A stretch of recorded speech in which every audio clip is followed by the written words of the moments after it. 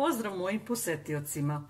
Danas ćemo vam moja unuka i ja pripremiti jedan starinski kolač, kolač od rogača. To je vrlo sočan i lep i ukusan kolač, a usput je i vrlo zdrav, jer rogač se smatra i antioksidansom i prepun je sa vlaknima, mineralnim solima. To je začin koji potiče još iz Sirije i najmanje 4000 godina se zna za njega. On je i ujedno možete kao zaslađivač ga koristiti, pripravljati neke napitke sa njim i sve, tako da ovaj desert ćemo u stvari spremiti kao jedan vrlo zdrav desert. Znači, pošto je on sam po sebi zaslađivač, ne morate baš da koristite mnogo šećera. Po receptu je pola šolje šećera, međutim to slobodno možete da smanjite ko pazi recimo na liniju ili zbog šećera u krvi. Znači ovako, mere su vam sve u ovim šoljicama za čaj od 2,5 deci recimo, i sve mere ću vam naravno ispisati ispod videa, a sad ću samo napomenuti ih. I način pripreme ćemo uz pomoć moje unuke da vam pokažemo. Znači ide ovako: šolja glatkog brašna, pola šolje mleka, pola šolje ulja, 4 jaja, pola šolje šećera, 1 kašika kakao i 100 grama ovoga rogača i narendane 4 jabuke. Ja to pripremam tako da prvo izmutim belanca i onda dodajem postepeno žumanca, ili recimo napravim tu svu smesu sa svim sastojcima, a na kraju umešam onako lagano belanca. Znači možete na oba načina, nećete pogrešiti i neće kolač da ne uspe zbog toga. Znači sada ću prvo da izmutim belanca. Nađa, počet ćemo sada. Evo mi smo izmutile belanca, znači ovako, i njih ćemo sada odložiti, na kraju ćemo ih umešati lagano sa kašikom. Ovdje sam već započela sa žumancima koje sam također malo izradila sa mikserom. Isključim taj deo pošto malo nam je mikser bučan pa bi me slabije čuli. I sada će Nađa meni da pomogne što ćemo postepeno dodavati ostale sastojke i komotno možete sve raditi sa mikserom. Ja ću na najlakšem da se ne bi toliko čulo. Ajde Nađa, polako dodavaj brašno. Možete tako, možete tako. Evo tako malo onako istresam. Dobro, dobro. Možete i ovako vidjeti da je to ovako pokazati.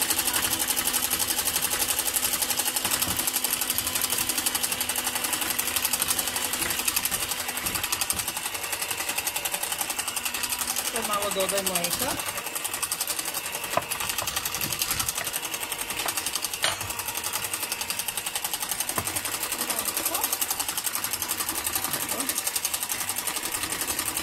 Ovako više manje.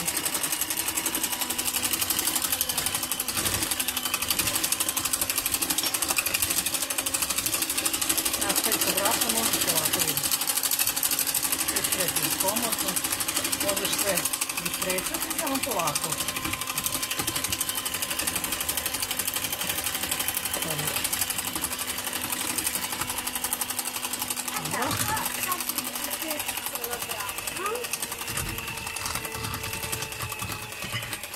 Dodavaj mleko da se mikser ne muči. Dodavaj ostatak.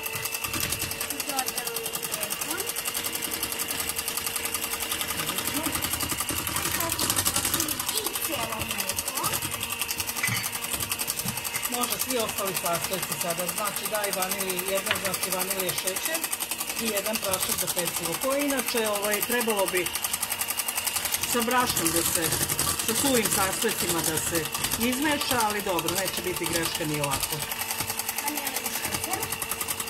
Da, to stavim. Samo skoro pokide kesu, to će biti lakše.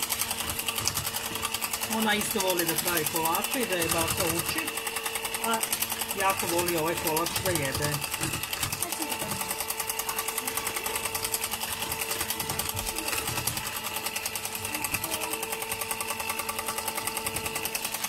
Ajde sad prašak.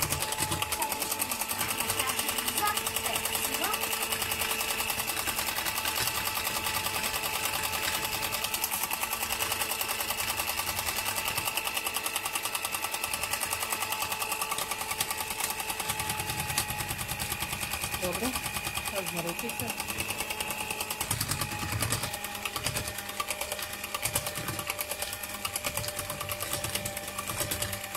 Sada možeš ulje, rogač, sve po redu dodavaj.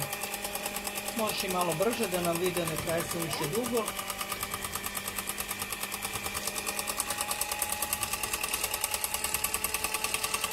Znači za ovo vreme dok ovo pripremate sve, redno možete uključiti na 200 stepeni i nekih recimo pola sata se ovaj kolač peče, ali obavezno ide ona proba sa viljuškom da ostane suva. Možeš rogač.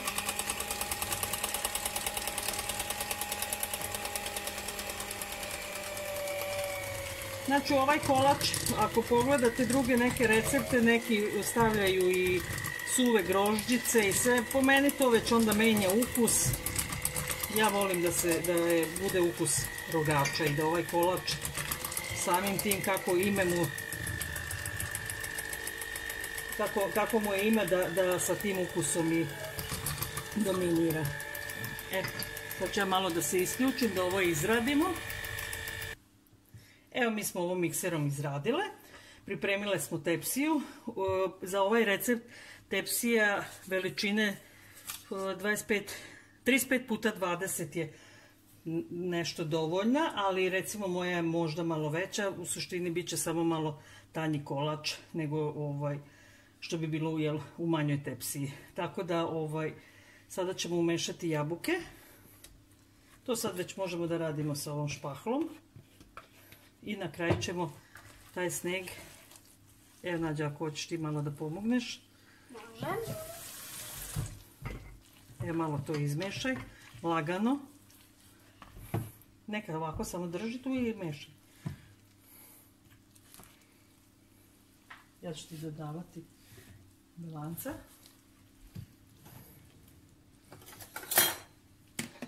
Lagano samo mešaj, evo belance isto tako.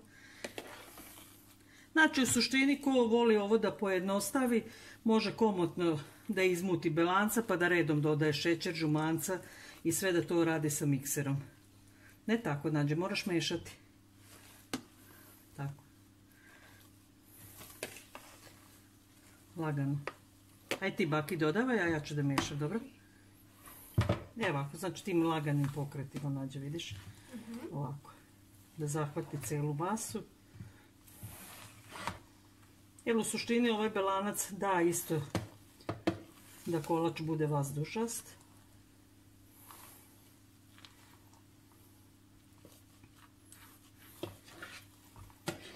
Odlično. Sve to fino pokupi i stavimo ga peći. Nekih 30 minuta je ovaj kolač gotov i onda možete ga ukrasiti sa prah šećerom, a u našem slučaju će to biti preliv od čokolade. Ovo je jednostavan starinski recept koji ne može da se ne svidi, jedino da baš neko ne voli rogač. Ali ako uzmemo u obzir da je vrlo zdrav, trebao bi da se svidi većini. Jesi sve pokupila? Sve sam pokupila. Odlično. Evo sad ćemo mi to, ovako smo malo nauljile tepsiju.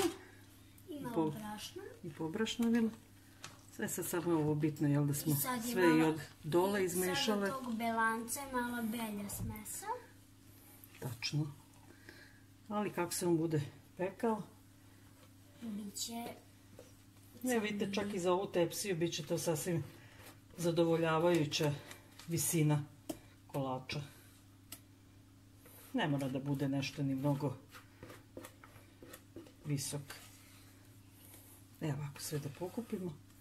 I onda ćemo morati kad se ispeče možda da stavimo i malo čokoladnog priliva.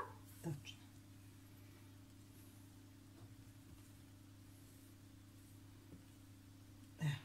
Smesi se, već vidi da će kolač da uspe. A i ne pravimo ga prvi put, je li tako, Nađa? Da, ne pravimo prvi put. Ide na pečenje pa se vidimo. Hoćeš ti reći, ajde, kaži. I kolač se ispekao i sada ćemo... Pa sam vruće ovaj. Mi smo topili čokoladu. Mi smo topili čokoladu za kuvanje. Da. Čokoladu za kuvanje i mi ćemo sad tu čokoladu za kuvanje da prespemo na kolač. Samo da kažem ovako, kolač, vidite po ovim ivicama koje su se odvojile, to je već pokazatelj da je kolač ispečen, ili naravno probate ono sa viljuškom, čačkalicom da ostane suvi trag, odnosno da nema traga. Sad ajde nađe glazuru. Znači glazuru smo napravili sa 200 grama čokolade i recimo jedno pola deci mlijeka i malo ulja. Gledaj onako da je rasporediš odmah po celoj tepsiji.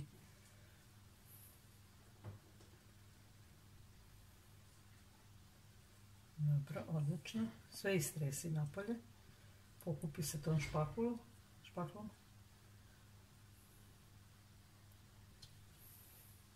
Čekaj da ti baka malo pomogne pa ćeš ti onda izravnati. Evo, to bi bio i kraj kolaču. Mi ćemo ga sada malo još ohladiti i kasnije preseći da vidite kako on izgleda. Evo sad probaj da ga izravnaš. I onda ću ja da probam kolač. Da probaš ili da jedeš? Da jedem. Samo i da probam kolač.